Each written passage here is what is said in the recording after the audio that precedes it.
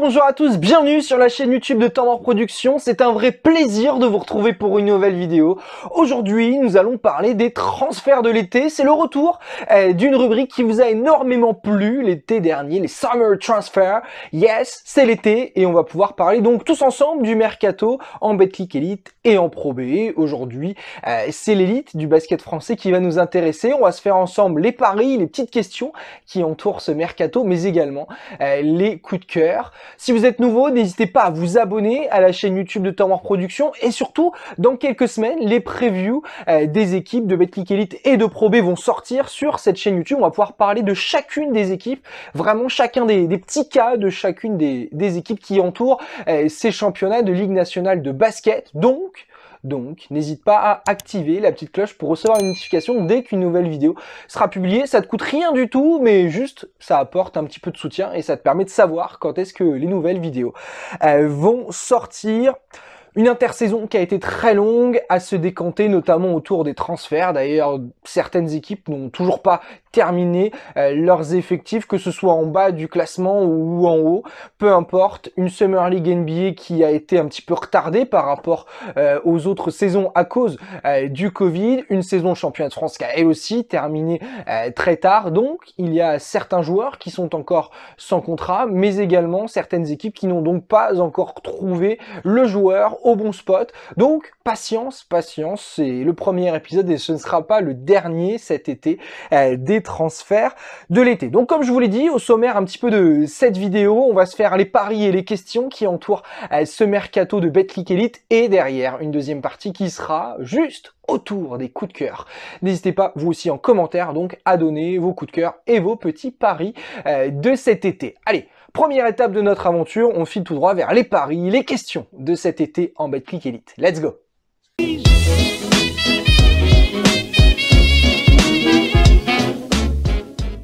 Les premières questions, les premiers paris que j'ai décidé de prendre, ils sont du côté de la chorale de Roanne. Je vous explique. Roanne a souvent d'ailleurs sur ces dernières saisons, finalement, il a l'habitude de recruter très tôt ses joueurs JFL, les joueurs français. Donc JFL, c'est joueurs formés localement, donc plutôt des joueurs formés du côté de la France. Parmi les joueurs français recrutés, on parlera de Louis Cassier et Louis Maranette. Je vais un petit peu vous expliquer pourquoi je les place plutôt dans la catégorie des paris et des questions. Du côté de Louis Maranette, clairement, je le dis, et honnêtement, c'était un de mes joueurs préférés la saison passée du côté du championnat de Pro B. J'ai d'ailleurs eu l'occasion de le commenter pas mal de fois quand je commentais Soufel. Il jouait donc effectivement en Alsace. Il a été formé du côté de Gravelines-Dunkerque, dans le Nord. Puis au cours de la saison 2019-2020, il est parti du côté de Soufel et il a fait toute la saison dernière entière en Pro B avec le club alsacien. Il tournait à 12 points par match cette saison. Louis Maranette, c'est un très gros sniper, dans le genre un petit peu joueur offensif. Maranette est plutôt pas mal quand on sait que Jean-Denis Choulet est plutôt un coach tourné autour de l'attaque. On peut s'attendre à des choses plutôt sympas. L'année dernière, il était vraiment dans un dispositif qui était pour lui avec Stéphane Eberlin, où il y avait vraiment beaucoup de mouvements qui ressortaient avec des écrans sortants pour justement avoir des tirs à 3 points. Pour lui, il tournait autour de 2 sur 5 en moyenne par match à 3 points. Cette saison, j'ai pas le chiffre exact, mais c'était vraiment autour de ça. Un pari, pourquoi? Parce que finalement, il n'a jamais encore eu de rôle du côté du championnat de Jeep Elite, maintenant appelé Betclic Elite. Il avait justement quitté finalement Gravelines-Dunkerque pour avoir du temps de jeu. Il n'était pas non plus sur une saison encore top player, même s'il était un des meilleurs joueurs français du championnat de Pro B.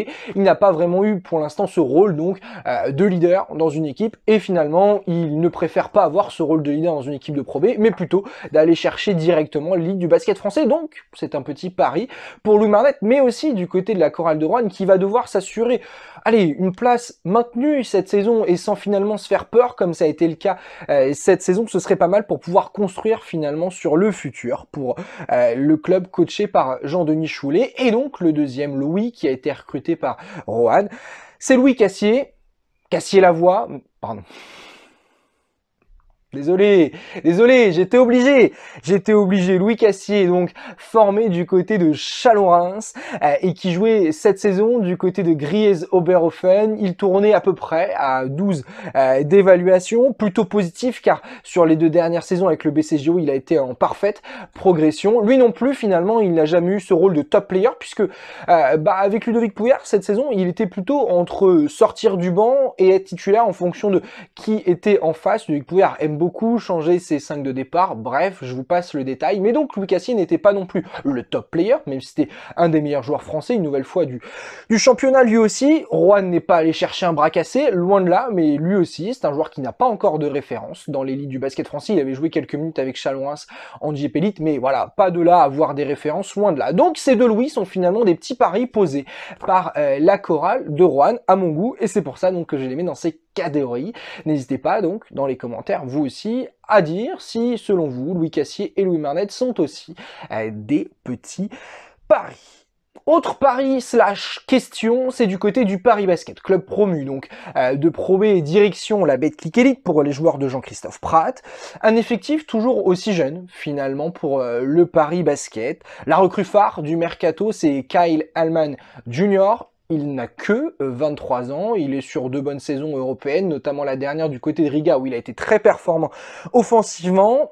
Ismaël Kamagaté, jeune, 20 ans, Juan Bégarin qui revient de NBA, 19 ans, Milan Barbic, 19 ans, et on peut parler également de celui qui vient de signer son premier contrat professionnel, Loïs Gendré, 21 ans. Donc, cette équipe parisienne est très jeune, quand on compte aussi Dustin Sleva qui n'a que, entre guillemets, 25 ans. Bah voilà, il y a de la jeunesse, et Ryan Boatwright fait finalement figure de vétéran avec ses 28 ans, accompagné bien évidemment d'Amar Assi, puisque Nobel Bumukolo a quitté le club parisien cet été. Donc voilà, attention, puisque on sait bien évidemment, et le proprio de Paris en a parlé il y a quelques jours dans les médias, l'objectif c'est à court terme aller très très vite viser une place en play-off, à moyen terme être européen, donc il va falloir être compétitif, à voir donc si Paris peut être compétitif avec de jeunes joueurs. En tout cas, c'est un pari de vouloir continuer vraiment à évoluer avec de jeunes joueurs comme ça a été du côté de la Pro B. Paris est quand même pas passé loin de pas monter, hein, il faut se le dire. Il a fallu quand même un concours de circonstances pour que le Paris Basket puisse accéder à l'élite du basket français à la fin de la saison 2020-2021 avec une équipe jeune. Et il repart donc avec cette quasiment même équipe jeune pour la rentrée, mais à l'échelon supérieur. Donc à voir si ça va porter ses fruits du côté de Paris. Mais voilà, moi j'ai pas de doute sur le fait que pour moi je pose ça clairement comme un pari de vouloir continuer dans la jeunesse du côté de Paris quand on dit vouloir fixer cet objectif très très rapide de vouloir viser l'Europe et on le sait, avoir une équipe parisienne en Euroleague d'ici peu. Un autre pari question, et là aussi je pense que les supporters limougeaux ne me diront pas non. Massimo Cancellieri est le nouvel entraîneur italien du CSP Limoges. Pas mal de spots d'assistants pour lui, notamment du côté de l'Olympia Milano pendant pas mal d'années, mais également du côté de Biella en première division italienne. Il coachait du côté de Ravenne en deuxième division italienne depuis 2 ans. Il ne connaît pas la France, donc c'est là un petit peu que se situe le pari. Malgré tout, il faut mettre des points positifs à ce recrutement de coach. C'est que, sur le papier, en tout cas selon les échos, Massimo Cancellieri est vraiment un profil avec de la poigne, c'est un coach a priori avec une très très grosse personnalité et on sait que dans l'environnement limougeau c'est important d'avoir un coach qui a cette poigne, qui est capable d'assumer finalement la pression qui va être mise par les supporters limougeaux car il y a des attentes, c'est un club historique qui devait être en play-off la saison passée, ça n'a pas été le cas à cause d'une saison qui est un échec. Mehdi Mari est donc parti, remplacé par Massimo Cancellieri. À voir, pour moi, c'est clairement un pari dans le sens où d'autres noms étaient annoncés à la base avant le recrutement du coach italien. Au final, les dirigeants limougeaux ont mis la main donc sur cet entraîneur qui arrive de Ravenne en deuxième division italienne. À voir, clairement, même si voilà, c'est un entraîneur avec de la poigne, c'est positif, mais il y a toujours cette question qui entoure le fait qu'il ne connaît pas le championnat de France. Il va amener quelque chose de nouveau, à voir si c'est quelque chose de nouveau qui sera positif, à voir également quand le recrutement Limougeau va continuer à avancer, même si voilà, Demonte Harper par exemple pour moi est un joueur qui est plutôt positif dans ce recrutement car Limoges n'avait pas la saison passée un meneur d'expérience à vrai dire, donc cette saison ils l'auront et pour moi c'est plutôt intéressant déjà de pouvoir construire avec cette base-là et puis derrière de l'entourer avec d'autres joueurs. On va voir donc bien évidemment quand on fera la preview sur le CSP ce que pourra donner cette équipe Limoges. Votre avis, le dernier pari / question qui entoure ces transferts de l'été épisode number 1, c'est Foss Boulogne-sur-Mer, qui a beaucoup prolongé, il faut le dire, avec une accession qui vient de Pro B jusqu'en Betclic Elite, pas mal de prolongations avec Edouard Choquet, Jamar Diggs, Nick Canner-Medley ou encore Kevin McLean, qui les quatre ont fait une très bonne saison du côté de la Pro B. Pour l'instant, on n'a que Lassane Chroma qui est noté en tant que recrue. Il reste un meneur et un intérieur à venir du côté du club provençal. Ma petite question, voilà. Ils ont fait l'ascenseur il y a 2 ans, en montant et en redescendant immédiatement. Là, ils restent sur une équipe qui a fait une très bonne saison en Pro B, mais il faut passer, mine de rien, cet échelon Pro B Betclic Elite. Ils ne vont pas non plus avoir un budget incroyable, avec seulement 3 millions, selon ce qui a été dit par les dirigeants dans la presse. Donc, il va falloir s'adapter, et sachant que les joueurs qui ont été prolongés, c'est mine de rien des gros salaires. Nick Canner-Medley était un gros salaire de l'équipe de Foss. Edouard Choquet l'est aussi. Kevin McLean a vraisemblablement, pour prolonger, dû demander une augmentation. Donc, attention à recruter du lourd à la main et à l'intérieur sur les 2 dernières recrues qui doivent arriver. Pour l'instant, à l'heure où je tourne cette vidéo, il n'y a pas eu pour l'instant ces 2 recrues du côté de Foss. Donc voilà, je pose vraiment cette question. Ils ont fait l'ascenseur la saison passée, enfin en tout cas il y a 2 ans. Donc, à voir ce qu'ils vont pouvoir faire avec cet effectif qui a été beaucoup prolongé. Oui, ce sont des joueurs d'un très bon niveau qui vont avoir le niveau pour la Betclic Elite, mais pas forcément non plus le niveau pour être des top joueurs du championnat d'élite. Donc, il va falloir les entourer, et là va être le gros défi, ce qui fait que pour l'instant, ces prolongations, je les place que en pari, mais si jamais les 2 recrues viennent à être de lourdes, grosses recrues, dans ce cas, peut-être qu'ils pourront sortir de cette catégorie des paris et des questions. J'espère qu'on pourra répondre à ça dans quelques semaines, quand on fera la preview de cette équipe de Foss Provence Basket. Voilà pour les paris, pour moi, de ces transferts de l'été, pour l'instant, à l'heure où on parle. On va passer à la deuxième partie de cette vidéo, les coups de cœur de l'été du côté de la Betclic Elite. Let's go!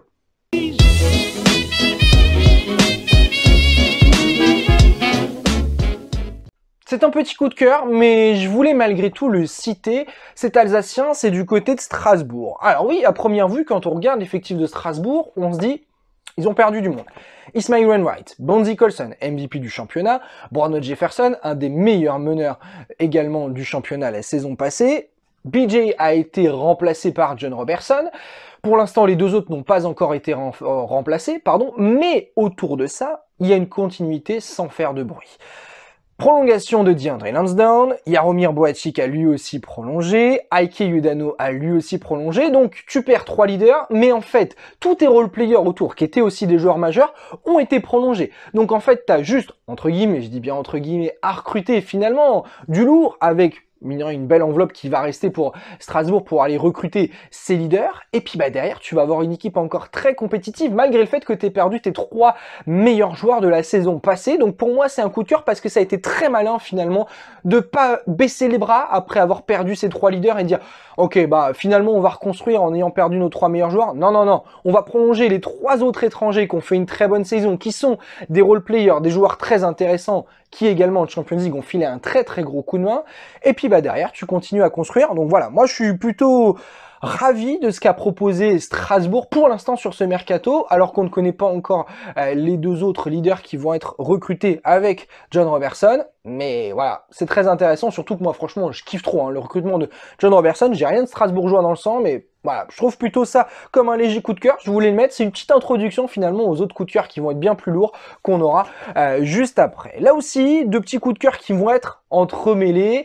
JD à Dijon, JL Bourg. Il y a eu un switch, des entrecroisés. Laurent Leniam qui est parti du côté de Bourg-en-Bresse, accompagné d'Axel Julien. Et finalement, les 2 ont réussi à faire du très lourd. Je vais commencer par Dijon, qu'on aurait pu croire finalement baisser les bras en perdant Alexandre Chassan, Axel Julien et bien évidemment Laurent Leniam au coaching. Non, finalement, ils ont, pour moi, recruté quelque chose de très intéressant. On a vu le débat d'ailleurs sur Twitter il y a quelques semaines avec justement des supporters dijonnais où moi je disais que je trouvais que cette équipe était un petit peu moins complémentaire que la saison passée. En tout cas, à voir ce que ça donnera sur le terrain, mais... Et la réponse était plutôt juste de la part des supporters dijonnais. Individuellement, on a l'impression que c'est encore plus lourd ce qui a été recruté par Dijon que la saison passée. Et effectivement, il y a quand même du très gros dos.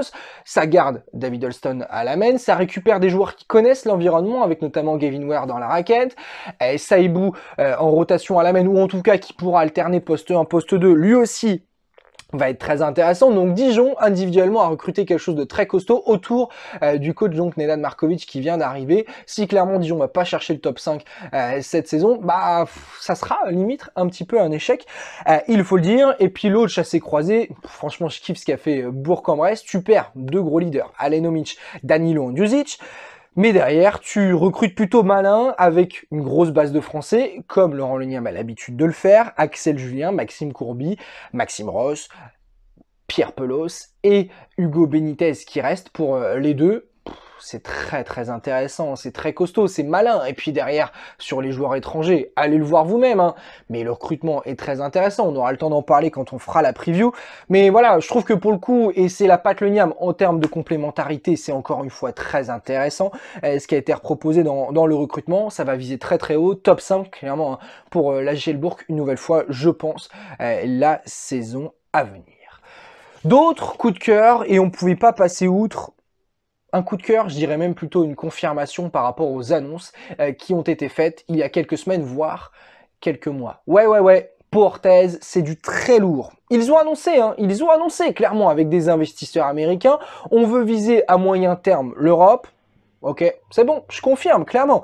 Justin Bibbins plus Brandon Jefferson à la main. BJ aurait pu clairement aller chercher une place avec un club européen. Bah non, il va aller chercher une place dans un club middle la saison passée du championnat de Jeep Elite. Et puis bah au final, on voit clairement que les ambitions de Pau sont affichées. Tu vas chercher Vitaly Chikoko qui a été laissé libre par les Metropolitans, accompagné d'Amadi Ndiaye dans la raquette. Ça va être très très costaud, très dur à bouger la raquette de Pau Orthez la saison prochaine. Dominique Archie, ça c'est l'expérience que tu amènes.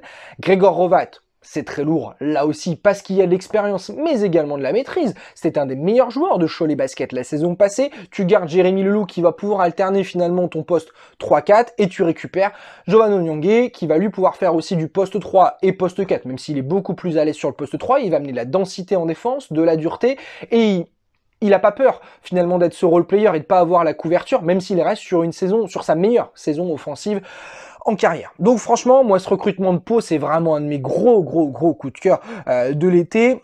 Le tout fait que les annonces ont été respectées, ils ont annoncé du lourd et le recrutement à l'heure où on parle est terminé du côté de Pau.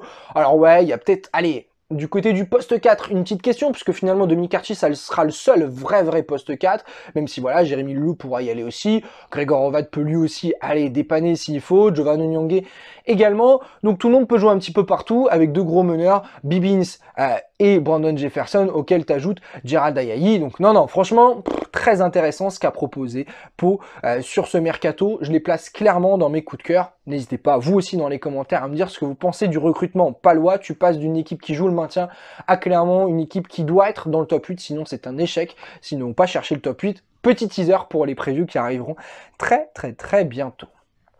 Autre coup de cœur, et il fallait le placer, c'est un double coup de cœur. Les deux recrutements, Asvel-Monaco, c'est une dinguerie.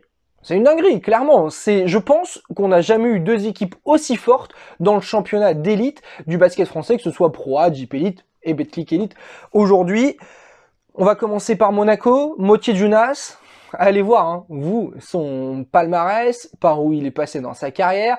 Évidemment que c'est au Houston Rockets qu'il a été le plus lourd du côté de la NBA, mais il connaît aussi un petit peu, quand même, il faut le dire, le basket européen, puisque c'est un joueur qui vient de l'Europe.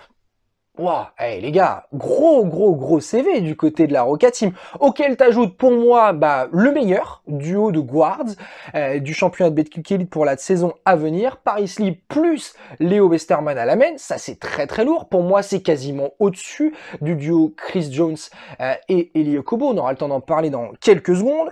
Donta Hall plus Jerry Boutier dans la raquette, va falloir les bouger les deux gars, plus derrière tes prolongations qui sont au top, Rob Gray, Brandon Knight, Rudy Desmaïs-Balou. Je rappelle que tous les joueurs de Monaco étaient sans contrat à la fin de la saison. Et puis franchement, ils ont été plutôt malins. Et c'est pour ça que tu peux que les placer comme un coup de cœur. Tu récupères Yacouba Ouattara qui connaît coach, qui connaît également l'environnement monégasque puisqu'il a déjà joué avec la Roca Team, auquel tu ajoutes celui qui était pour moi le MVP de la saison passée, Danilo Andjusic.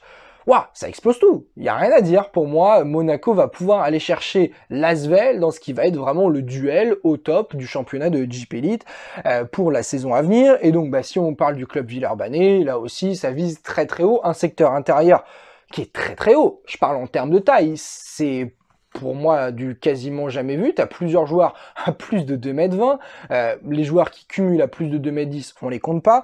Kostas Antetokounmpo, tu rajoutes Ostekowski, tu rajoutes Youssouf Afal, tu rajoutes Victor Wembanyama, plus Raymar Morgan. Eh oh, c'est très lourd, clairement, ce qui va se passer dans la raquette. Alors, la petite question qui peut se poser, c'est autour du poste 3, où c'est un petit peu plus léger. Paul Lacombe pourra l'assumer, David Laïti également, et puis tu vas avoir ce duo de guards qui remplace donc le duo Norris Cole, Thomas Hurtel de la saison passée, Chris Jones plus Eli Okobo. Est-ce que ça va vraiment être au niveau de ce qu'était la saison passée, le duo Cole-Hurtel? À voir donc ce que ça va donner à la rentrée, mais voilà, Eli Okobo qui revient dans le championnat de France. C'est une très grosse recrue, hein. Attention, faut se le dire, il reste sur quand même des saisons où il a été efficace sur le peu de temps de jeu qu'il a eu du côté des Suns en NBA. Donc il va pouvoir emmener fort du côté de la Betclic Elite. Très très satisfait de ce qu'a proposé Tony Parker et son management pour aller chercher justement de très gros joueurs, pour aller taper une nouvelle fois l'Euroleague avec un effectif qui va être une nouvelle fois pléthorique, beaucoup de joueurs pour assumer Euroleague et Betclic Elite, car on sait forcément que c'est le défi chez les équipes européennes, pouvoir jongler entre l'Europe et le championnat, où au final tu sors avec des saisons à plus de 50 matchs. Et mon dernier coup de cœur, c'est arrivé juste au moment où j'ai terminé finalement de préparer cette vidéo. Jordan McRae qui signe du côté des Metropolitans. Un budget qui baisse du côté de Boulogne-le-Valois, ça a obligé le club à se séparer de Vitaly Chikoko. Un budget qui a été touché également par la perte de Youri Jovs, qui a été évincé par le management de Boulogne-le-Valois. Et malgré tout, tu arrives à recruter de bons joueurs étrangers avec en tête de liste Jordan McRae qui a un CV incroyable, il faut le dire. Il a des années de NBA derrière lui. Il a un court passage en Europe du côté de Baskonia. Il reste sur un passage en Chine. Donc, franchement, il a goûté à pas mal de trucs avec plutôt pas mal de réussite. Donc, on peut se dire que c'est quelque chose d'assez possible d'être allé chercher Jordan McRae qui va être un des meilleurs joueurs, clairement, avec Motié Jonas à la rentrée du côté de la Betclic Elite. Je suis très très satisfait de voir que Boulogne-le-Valois, malgré une baisse de budget, est allé chercher des joueurs. Il y a toujours cette petite question, point d'interrogation, qui entoure la signature de Vincent Collet, qui à l'heure où on tourne cette vidéo n'a toujours pas été officialisé.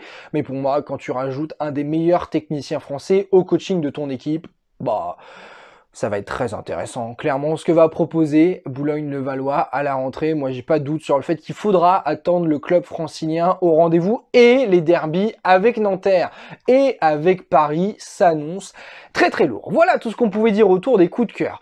N'hésitez pas, et même, je vous conseille, et même c'est une obligation en fait. Non, t'es obligé, en dessous, de lâcher toutes tes petites questions autour du mercato, et j'y répondrai dans la prochaine vidéo des transferts de l'été Betclic Elite. Donc, vas-y, viens en commentaire, pose tes petites questions, ça peut être sur toutes les équipes, hein. Même si voilà, je vous le dis, il y aura les previews pour répondre à toutes les questions autour de chacune des équipes, mais si vous avez des questions, n'hésitez pas à les poser en commentaire. Si vous avez aussi votre avis à donner, n'hésitez pas. Également, je vous le répète, activez la petite cloche en vous abonnant.